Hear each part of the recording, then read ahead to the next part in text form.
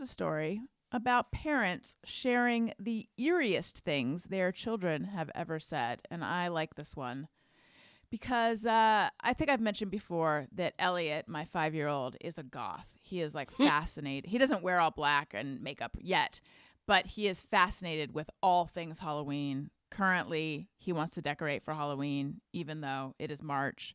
So this was this really resonated with me. So this started with a tweet by a woman named Lila Sturgis that went viral.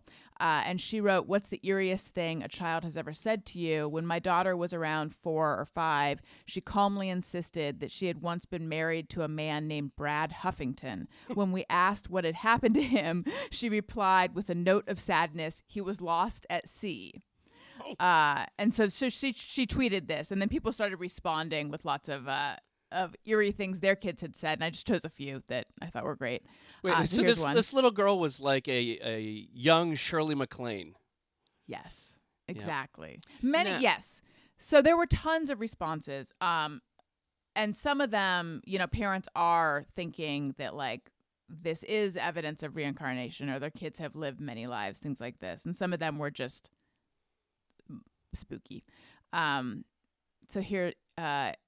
Here's one. A friend's child insisted on sleeping with infant sibling, explaining, quote, "The baby still knows how to talk to God, and I am forgetting how." Wow. Weird. Wow. Okay. Yeah. Here's a creepy one. Standing next to a family crossing the street, and their youngest, maybe 5, looks at me and says, "I'm going to take your eyes." Oh. No expression, and not a single family member even blinked. I think about that often, and it still shivers me timbers. Is that one of those moments where then you look around and you go, "Did anybody see this? I need this documented. Did I just see that? I know. Did I just Right. like my brain malfunctioned and that happened to me?" Yeah. And Here's one more. We took my nephew, 5 at the time, to the beach for a picnic. He immediately walked to the edge of the lake and just stared at it for a good half hour. We got lunch ready and told him to come eat. And this little effer slowly turns to us and goes, "The lake wants a sacrifice." These are like horror movie things. That sounds like some kind of like Norwegian thing. Like some kind of like black metal, or like what do they call it? Norwegian Right. dark metal kind of observation, just looking into a lake. Right. It does. The lake wants us. There should be a band, and the translation of their name means the lake wanted a sacrifice that day. Yeah. I was trying to think of anything my kids have said that's really spooky. And I can't think of like a specific thing that's akin to this, but Elliot, so being that he's super into Halloween and wants to start decorating for Halloween. So we got Elliot, who wants to start decorating for Halloween, and then we have Daniel, who is a bit of a pushover. So Elliot wants to get Halloween decorations. So they just ordered a bunch of Halloween decorations. Again, I said it's March. It's not. It's April. It's Easter. So they ordered these styrofoam tombstones and these like hands on sticks that you stick into the grass, so it looks like there's hands coming out of the grass. Yeah. So basically, we could be all set up for Halloween. So we have these styrofoam tombstones, and then Elliot's been painting them, and he wanted to sleep with the tombstone on his bed, and he wanted to put the tombstone at the foot of his bed. Oh, that's creepy. But we don't think he realizes really like what the significance of that is.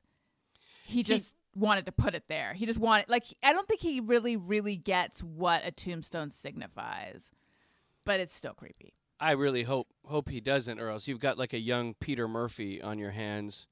I know, I'm telling you. And then also, so he's also fascinated by Disneyland, and he likes to watch a lot of YouTube videos of rides and things like that.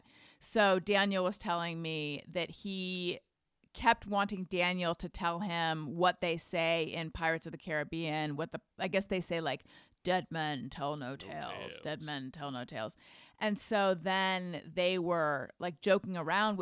Our dog is named Wendy, and Elliot said something like, "Dead Wendy's have no tails." That's a little creepy. And then giggled. So Wendy better be careful. I was thinking, my son, one day he was staying with some friends. He was like at a friend's house all day, and they have two boys, Bear and Sammy. And they're a little bit older than him, and he just played all day, right? And just had the most wonderful time at the friend's house. And so then when we brought him home, where he's all alone and he's a sad only child, and as I've heard before, it's wrong to have just one child. But if I reference that story, then people are going to think it's a very terrible thing. Listen back to the old shows, folks. So he was driving in the car with my wife and said, I want to go live with Bear and Sammy, and you and Daddy can go to the kids' store and pick out another one. Oh, what a young... sad. Well, it's like, how do you know you're raising a young capitalist, right? Welcome to America, Right. It's not the stork or some kind of Grimm's fairy tales way that he came on. It's like, we just went shopping, But I love that he's looking out for you as well. Yeah. You can just get another one. Yeah, just fine. I'll be here, and it's, whatever. So, and then another thing, he said yesterday, actually, I was boring my entire family over dinner. But I cooked it, so they had to listen to me. And I was boring them, like, talking about, like, the Raiders quarterback signed a contract extension. I can already see you falling asleep right now. And I feel bad for them. I know. And they're just sitting, my wife's just like, oh, like, drooling. And my kid's, like, just staring into space. No, my kid likes sports and stuff, so I talked to him about sports stuff. And then he goes, Daddy, weren't you quarterback for the Raiders before you joined a band? And I was like, oh my God, yes. Like, this kid is like, he's repeating back my fantasy. I was like, yes, I was quarterback for the Raiders in the early 90s. And yes, we did go to a Super Bowl. And then Paul McCartney and Prince wanted me to join the band. Right. So, we had to go off and do that. And I had to put my helmet away and call it a career. But yeah, I was like, no, not quite. But I thought it was he was being sincere, though, right?